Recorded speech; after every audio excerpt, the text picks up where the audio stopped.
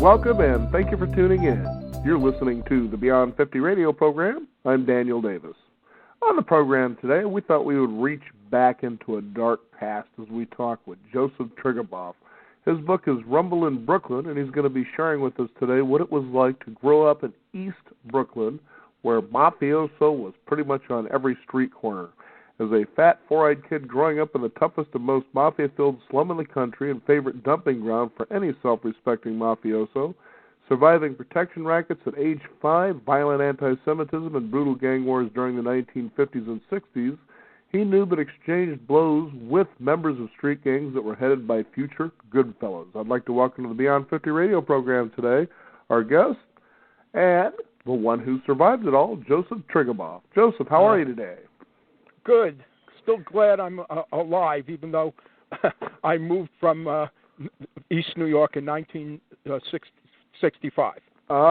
Now, tell us what that was like. It was funny to be reading that in your story there because it reminded me a lot of what it was like to grow up in L.A. You know, not that it was as rough as what you were talking about there, but, you know, like going into the new neighborhood and the new kid, you know, is on the block and already the kids are kind of scoping you out. You know what I'm talking about there. I do.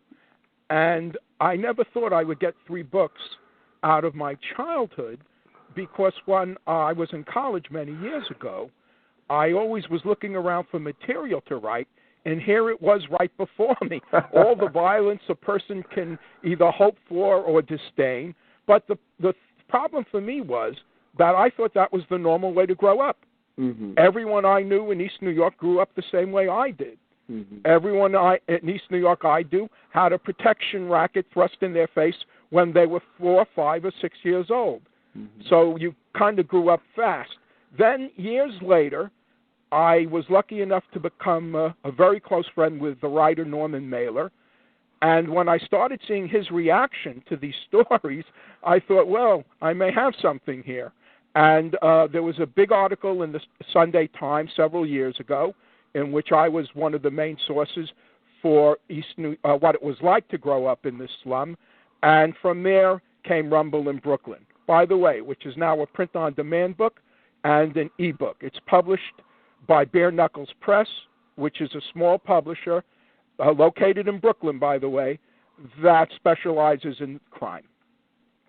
Now, you know, it's interesting in this book because you can feel, you know, just sort of the history kind of breathe over you, and you get a different depiction of what it was like, you know, the gangs, for instance, versus the way they're depicted in Hollywood. Tell us about those contrasts. I certainly will. Ironically, though, I want to start with something that it was actually a similarity to a very famous movie called West Side Story. Right. When I was very, very young, the head and future Goodfella of New Lots Boys fell in love with a girl who was Hispanic named Laura, and his name was Tommy. And his gang, the New Lots Boys, which still has an incredible reputation, basically told him, we're going to kill her. She's not the same ethnicity of yours. You better break up with her. He didn't, and they did. Now, when I give talks and speak on interviews like this and tell people I knew the actual Goodfellas when they were much younger and that the movie was wrong about so many things, then people immediately say, well, it was Hollywood. What do you expect? Well, one of the guys who was featured in the movie, Anthony Stabile, opened up a candy store across the street from where I lived. Mm-hmm. And this served as a hangout from these future hoods, and all I would have to do was walk across the street, order an egg cream or a cherry soda, and I would just listen to their braggadocio and tales of murder. Now, this is very ironic. I was a good street fighter, but I knew I had no illusions that I was about being the toughest guy in East New York. So therefore, I had to be extremely street smart to survive. People are kind of shocked because the movie gives such, in some ways, a favorable portrayal of them on how stupid they were.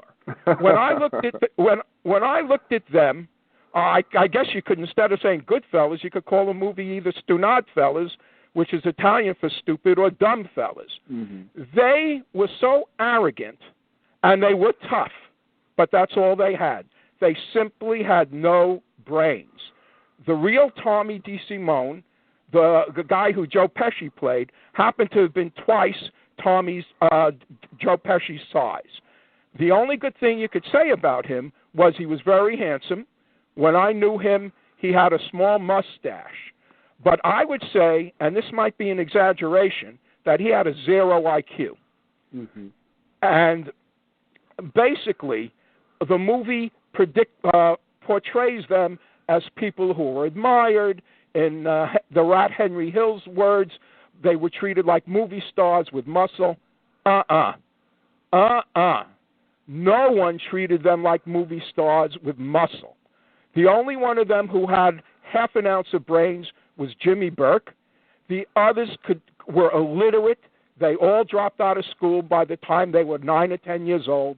They never went back, and they had to be told what to do. Now, East New York was kind of the East Coast capital for 3 mafia families, and there were Italian social clubs and a lot of mob-owned businesses. I'm saying this because there were many crews in East New York. There was a lot of robberies in East New York, a lot of swag in East New York. Why? Because of 2 reasons. They were a 10-minute drive from Idlewild Airport, which is now called Kennedy, and Aqueduct Racetrack. And that's where basically they met their victims. They would lend money to them when they would lose at the track, and then they began to gradually infiltrate their, if many of them had jobs, for instance, at Idlewild Airport, these guys would turn them around for the money they owed them. Mm-hmm. So that's just some of the differences. When I saw them, I had the opposite opinion about them that the movie shows. Some of it was factually wrong. Tommy DeSimone was not whacked for killing Billy Batts.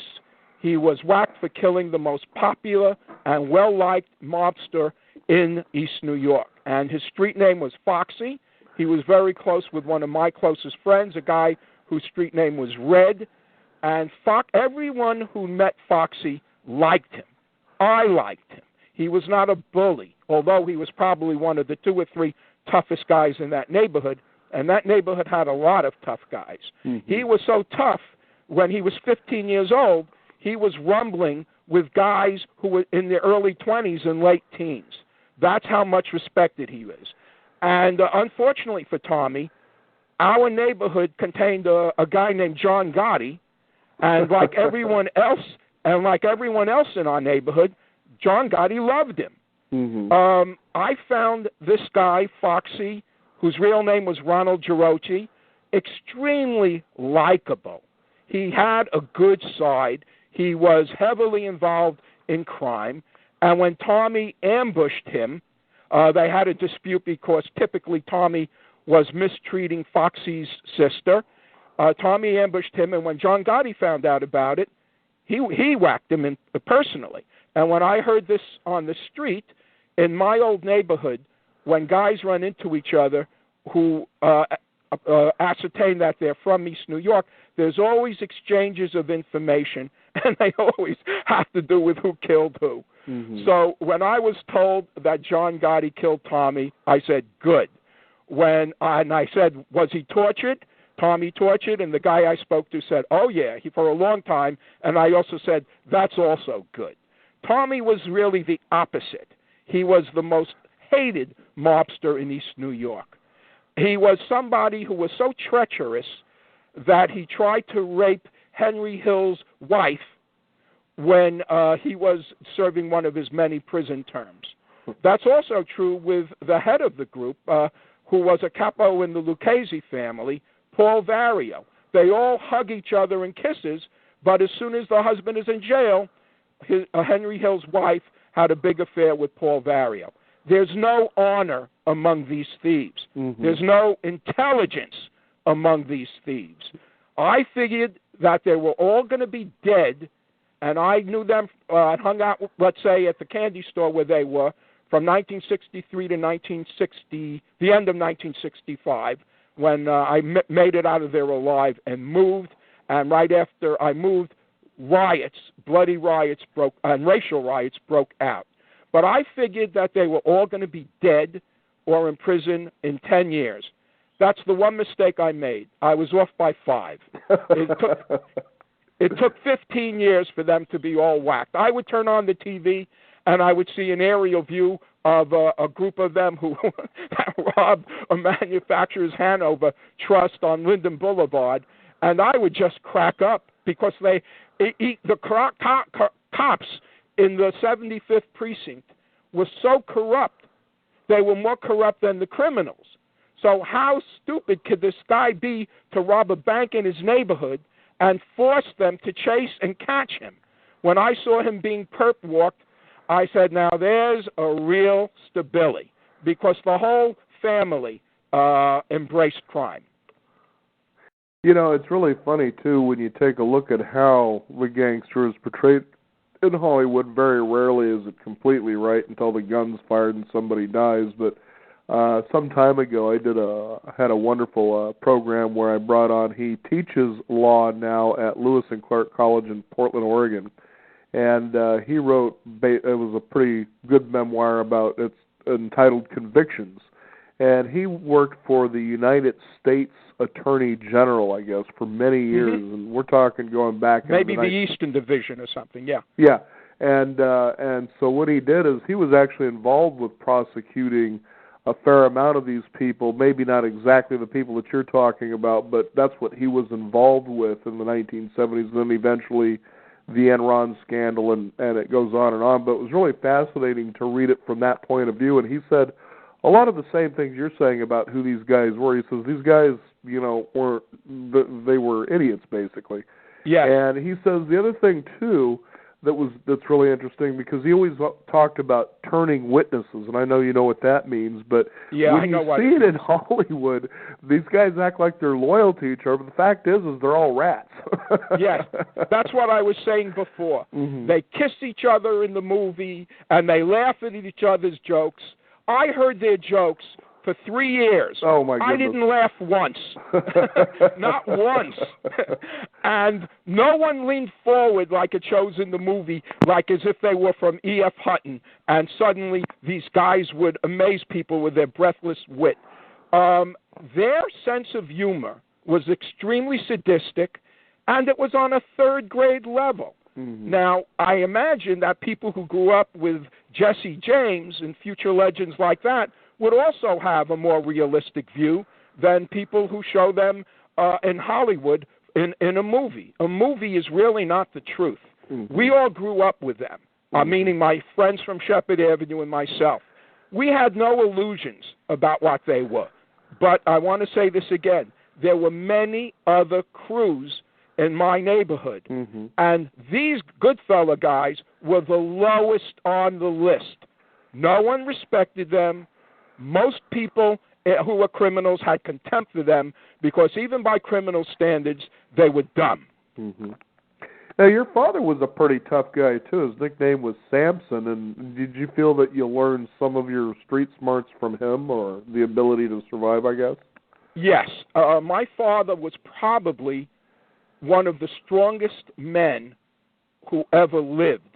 I remember one time a cousin of mine who was older than me came, when you told me, when your father was younger, I saw him walk up to a car and lift the front end up to his waist.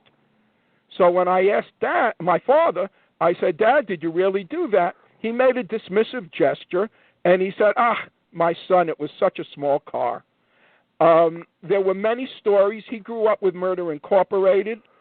He fought Bugsy Goldstein, not Bugsy Siegel, because Siegel lived in Manhattan. Right. And Bugsy Goldstein would later be electrocuted. My father was probably the most feared man in Brownsville, but he was also probably the most honest. In contrast to him, I was this little fat kid with thick glasses. I loved to read, but I did not actually look like the kind of person I was. One of the things that happened when I was 12 years old was a guy was trying to force me into a street fight, and we both knew that he could kill me. He's over a foot taller. And luckily for me, I was carrying a bat. And the first time I tried to murder somebody was when I was 12, when I threw the bat at his head.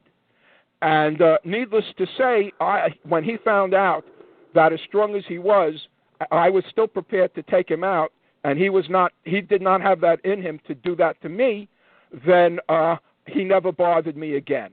My dad did teach me how to street fight. After he taught me how to street fight and box, I might add, I won most of my fights.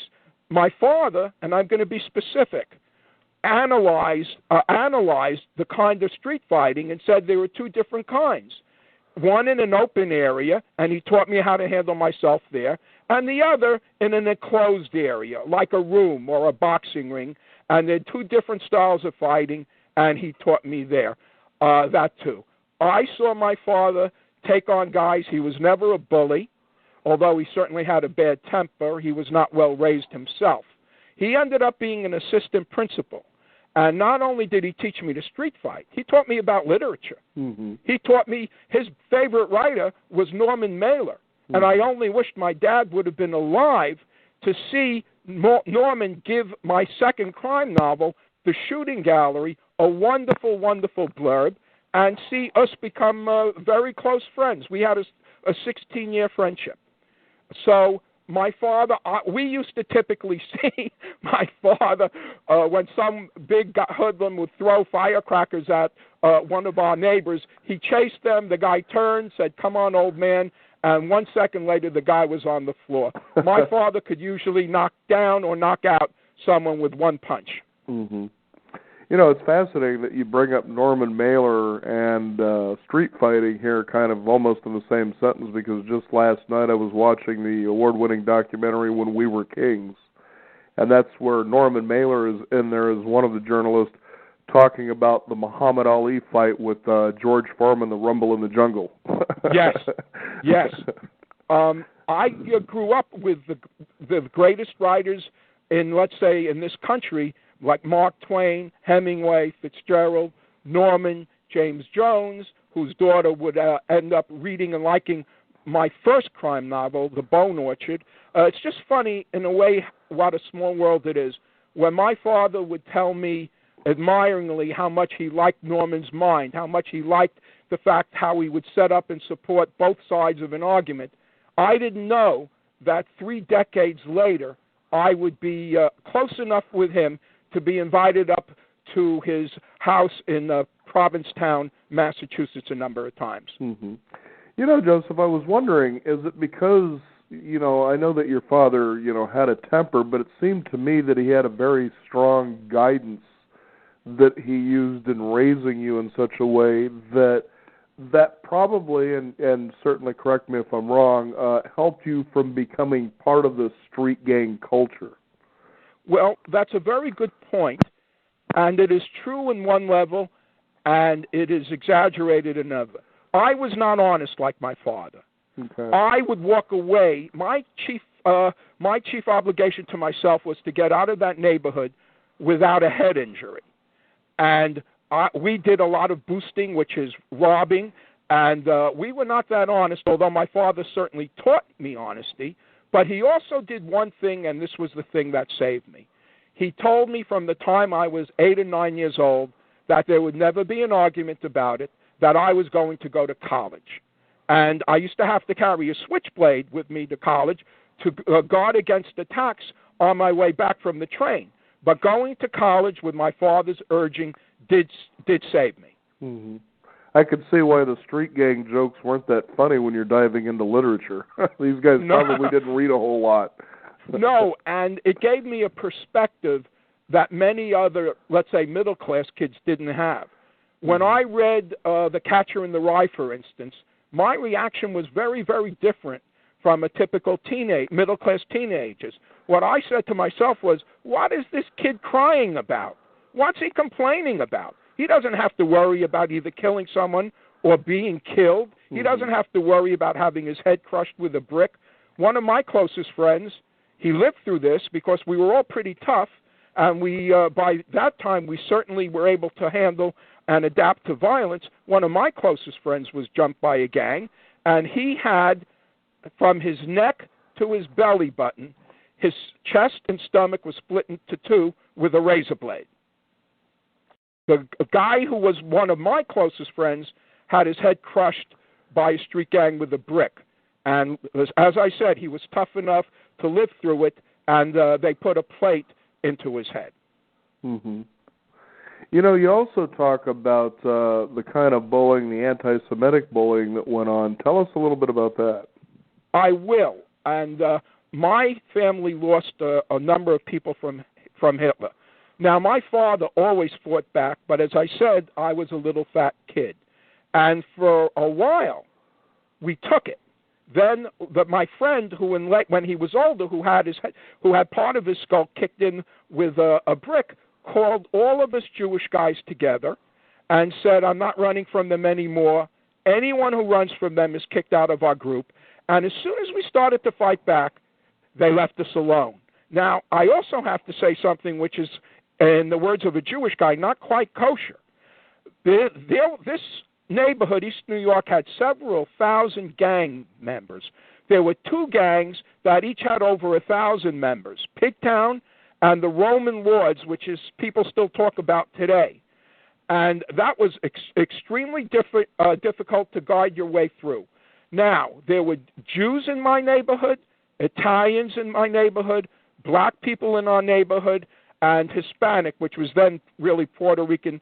And I'm not proud to say this, we all butchered each other without any interference from the cops, without any real interference from parents. That's kind of what happens when there's no Atticus Finch, the thoughtful attorney in that book, To Kill a Mockingbird. Right. No one was Atticus Finch in my neighborhood.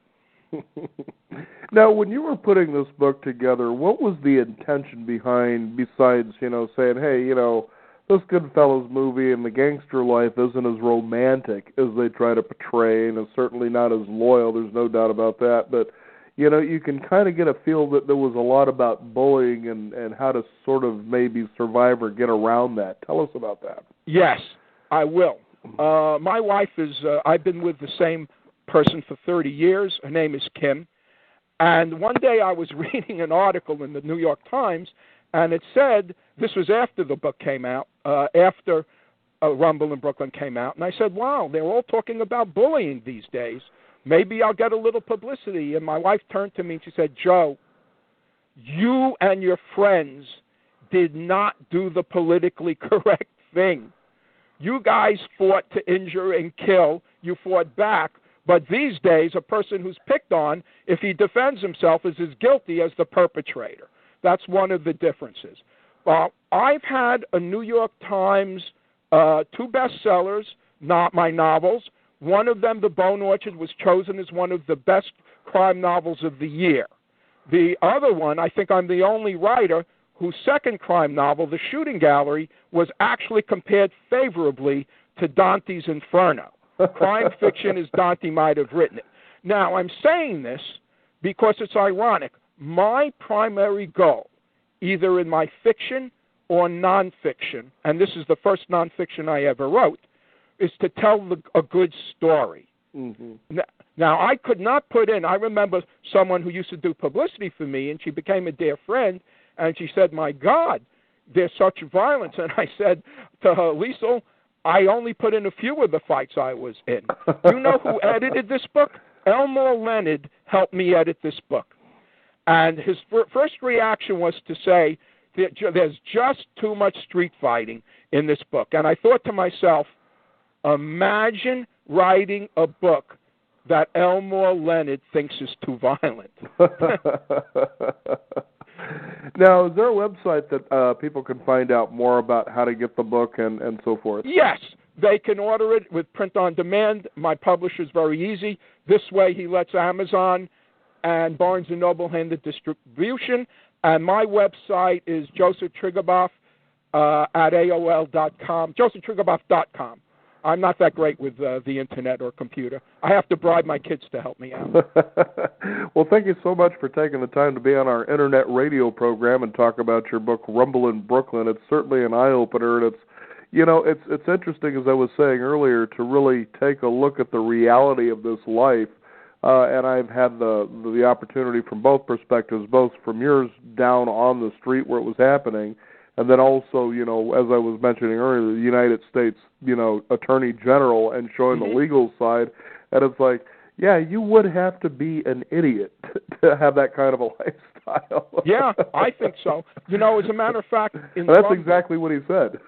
Yeah, in Rumble, I basically say that the guys they think are so stupid and suckers, and in Henry Hill's words, are dead to them, they don't have to worry about whether their car, an explosive has been planted on their car. They don't have to worry if their best friend is going to whack them. So I think the 9-to-5er in the long run was much smarter than these guys. The Mafia doesn't have a very good retirement plan. Remember that? No. And you don't get much health benefits that way either. Joseph, thank you so much for joining us here on the program. This was the nicest and the best interview I ever did, and thank you so much for letting me speak. Well, thank you so much. I really appreciate hearing that. Growing up in L.A., I guess we're kind of kindred spirits. Yeah, one on either coast. Take care. Thanks a lot. Again, the book is Rumble in Brooklyn, and you might want to find out. You can find out more about that. Visit us at Beyond50Radio.com, and we'll have a hot link for you there as well.